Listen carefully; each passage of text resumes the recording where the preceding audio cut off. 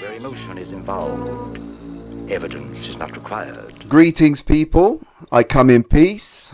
A lot is being made of the picture of Fury with a six-pack, the one with him wearing blue turquoise trunks with Clubber on the front. I think it says that.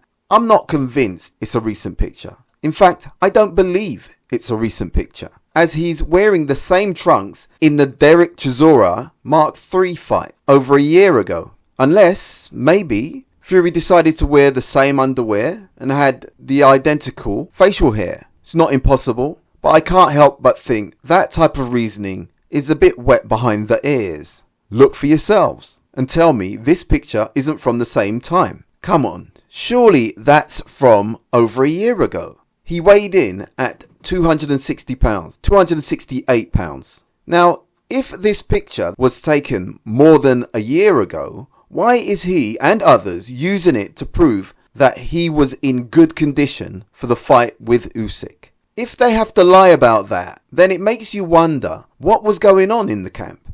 Unnecessarily lying usually means there's something to hide. My lord, I have important new evidence. You come too late, Mr. Holmes. The prisoner has been discharged. Where is Sugar Hill in all this? I haven't seen or heard anything from him. Not that it'd matter, he wouldn't say anything different. If Fury and the camp are showing that same picture that was taken roughly 14 months ago, then that shows utter contempt for the boxing community, especially his own fans. And I would have to conclude that he wasn't in good condition and wasn't ready to fight.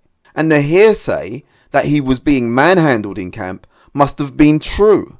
In the now infamous sparring video, he doesn't look in good nick. And while everybody's eyes was on the punch or elbow, we mostly ignored how sloppy and clumsy he was in the clip. Could you imagine him trying to hold Usyk behind the neck like that and leaning on him? If his sparring partner was able to get a shot like that off, what would Usyk do? For whatever reason, he wasn't ready. It's hard to believe, as he said he was training for the Ngannou fight. He trained for that hard, he said. Noticeably, he came in at about 277 pounds, roughly 10 pounds heavier than he did for Chisora. He had a short break over Christmas, then went back into camp in Saudi Arabia, which I'd have thought would keep him out of trouble and temptations. I don't know. Anyway, just a small observation. I did hear Usyk's team mention the picture being 3 years old.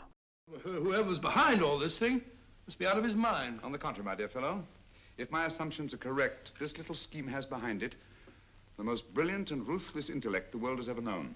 You don't mean Professor Moriarty? I do. Oh, steady, Holmes, you've got him on the brain. Anyway, thanks for listening. Please subscribe, and remember, choose life. How gratifying it is to work for the betterment of mankind.